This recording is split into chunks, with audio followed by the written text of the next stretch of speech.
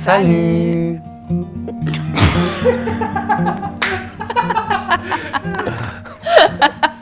Bon, on va vous parler de sexualité libérée. Oui, on veut vous montrer... non, on ne peut pas vous montrer. On aimerait ça. On a entendu souvent les gens autour, les gens qui nous parlaient, nous dire que ils n'ont pas vraiment d'exemple, ils n'ont pas vraiment de modèle de qu'est-ce que c'est la sexualité connectée, qu'est-ce que c'est la sexualité libérée. Alors, on a décidé de faire une série de vidéos pour vous le montrer, Une pour vous en parler. démonstration. Alors, on va vous en parler dans les grandes lignes, sans aller trop dans les détails. Pardon. Je viens par là.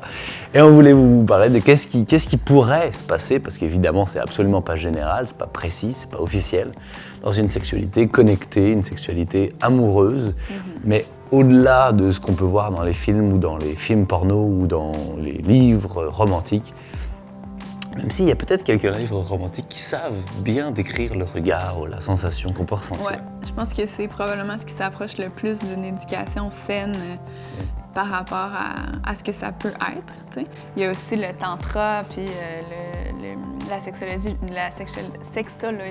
du Tao, qui sont des bonnes références.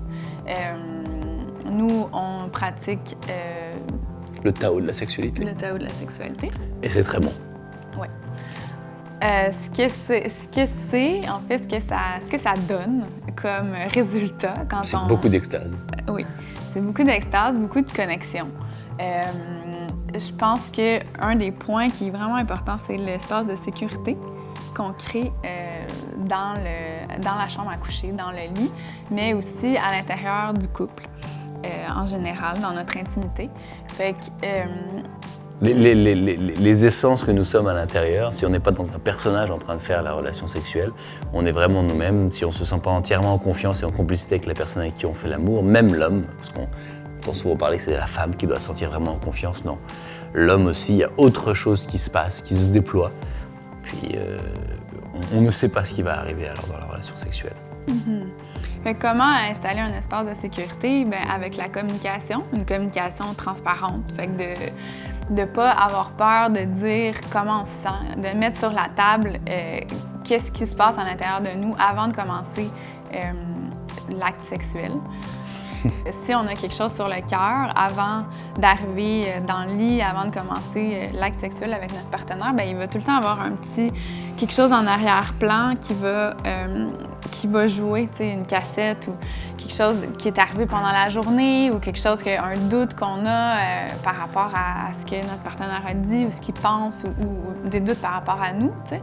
Fait que de dire d'être franc avec ça puis de l'exprimer, bien ça ouvre beaucoup le cœur puis ça permet une certaine fluidité, une plus grande fluidité dans la connexion. La sensibilité même du corps va être complètement différente. Le corps, l'inconscient abandonne. Et à ce moment-là, deux êtres qui s'abandonnent l'un dans l'autre, il y a quelque chose d'extraordinaire qui ne peut pas être expliqué avec des mots qui se passent. Puis ça s'offre. C'est deux choses qui s'offrent l'une dans l'autre. L'homme n'a plus besoin d'être ceci ou cela, la femme n'a plus besoin d'être ceci ou cela. C'est comme si les corps savaient comment dialoguer, comment communiquer.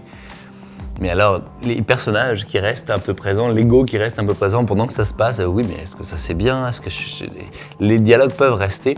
Puis on a le droit d'en parler aussi, on a le droit de parler de notre insécurité, de comment on sent mal, mais à un moment donné, on peut aussi laisser ça continuer, exister. On peut rire, on peut se mettre en colère aussi s'il y a quelque chose qui ne fonctionne pas. On a le droit d'être triste, on a le droit d'à peu près tout. L'idée, c'est d'abandonner l'arrivée. Une sexualité connectée, oui, un espace de sécurité, et aussi en même temps, oublier que ça a une fin. Fait qu'oublier la finalité de l'orgasme. Ça, c'est quelque chose dont on a parlé avant aussi, un peu, dans d'autres vidéos, mais qui est quand même assez important. Parce que si la finalité, c'est l'orgasme, on va être... notre objectif, ça va être ça, puis tous nos actes vont être faits en fonction... Faire plaisir à l'autre. De faire plaisir à l'autre ou de se faire plaisir à nous, dépendamment de notre nature. Fait que d'oublier l'orgasme, ça veut pas dire que ça arrive pas. Au contraire, souvent, ça va arriver quand même, mais on vous propose d'oublier cette finalité-là pendant un instant, pendant quelques séances, quelques relations sexuelles pour voir ce que ça donne. T'sais. Puis que l'objectif, l'intention soit de connecter profondément avec le partenaire puis d'ouvrir cet espace-là de connexion au lieu d'arriver à l'orgasme à tout prix ou du plaisir à tout prix. Autant pour l'homme que la femme, de relâcher l'orgasme. Moi, de ma perspective, surtout pour l'homme, parce que l'homme qui a envie de se satisfaire, la femme aussi. Hein. Puis de plus en plus, il y a quelque chose de masculin qui se déploie chez la femme, et tant mieux, dans un rythme qui est en train de se placer, mais c'est comme l'homme qui abandonne l'orgasme peut revenir à ses débuts où il éjaculait très rapidement, ou alors on peut trouver une autre forme de sensibilité. Son sexe n'est plus comme dans l'excitation de l'imaginaire bandé par à quoi ça pourrait ressembler, à qui je pense, à quoi je pense. Il y a vraiment une connexion avec l'autre, et là on se retrouve face à peut-être, oui, nos peurs, nos insécurités, nos problématiques, nos doutes, ou bien autre chose qui prend sa place. L'idée, c'est juste d'être vraiment avec ce qui est là, de plus le cacher sous le tapis, de plus l'enterrer, de plus être avec ce qui est là. Puis si on est vraiment avec ce qui est là, c'est la vulnérabilité. Puis ça, c'est une clé de la relation sexuelle connectée, c'est que, ok, je suis avec ce qui est là, mais pas faire exprès d'être triste, ou pas faire exprès d'être incompétent, ou pas faire exprès d'être victime et qui pourra créer un phénomène affectif qui fait blablabla. Non. Il pourra y avoir aussi d'autres choses dans la vulnérabilité, comme un animal sauvage qui se présente. Je pense que la clé, c'est de rester dans le moment présent. Fait que d'être vraiment dans le moment avec ce qui se passe, puis de ne pas avoir peur de laisser... Si on n'a pas l'intention de l'orgasme, alors là, vraiment, on peut vraiment être dans le moment présent. Puis laisser ce qui a à émerger dans l'écoute de ce qu'on ressent profondément. Fait que de quoi ça a l'air une sexualité connectée, c'est vraiment différent à toutes les fois. Fait que parce que si vraiment on reste dans le moment présent, bien, on est ouvert à ce que la vie passe à travers nous, puis ça peut être vraiment surprenant de voir, de pas savoir, vu qu'on n'a pas d'objectif. L'objectif, c'est de connecter. Mais on peut connecter de plein de différentes façons avec quelqu'un. Fait que c'est ça, c'est de voir le spectacle, en fait, qui s'ouvre devant nous, puis de pas bloquer rien de ce qui remonte. Fait que l'espace de sécurité, c'est fait, en fait, c'est un contenant pour le contenu qui peut sortir, qui peut émerger de cette sexualité-là, de cet acte-là sacré, divin, intemporel.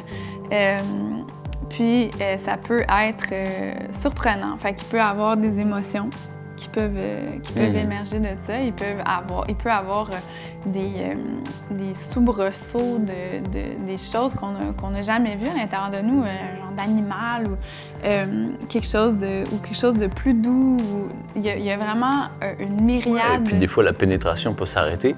Puis finalement, on passait 1 heure et 2 heures à caresser son corps dans la tendresse, dans les mots doux. Puis c'est aussi ça, faire l'amour.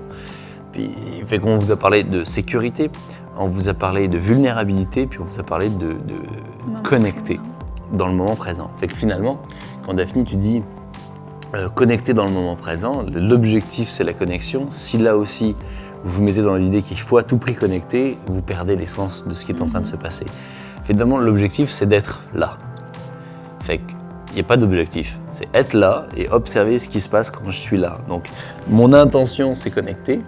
Puis on verra bien, des fois ça connecte pas, puis on a le droit d'en parler, puis ça ouvre à autre chose qui à ce moment-là pourra connecter. Fait qu'on a le droit de pas connecter, on a le droit de connecter, on a le droit d'observer ce qui se passe et on a le droit d'en parler puis de le partager. Et puis c'est ça faire l'amour finalement, c'est laisser l'amour circuler à travers nous. Puis oui, à un moment donné, nous ça nous est arrivé il n'y a pas très longtemps, on a commencé à faire l'amour, puis on s'est rendu compte qu'il y a quelque chose qui ne connectait pas.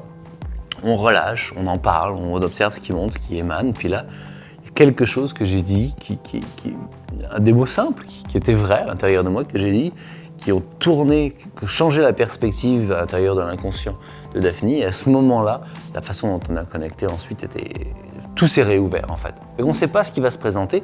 C'est que le moment qui est supposément une difficulté, oh non, j'ai pas bien fait, ou non, j'ai pas réussi l'épanouissement parfait de ma sexualité magnifique qui devrait arriver, non.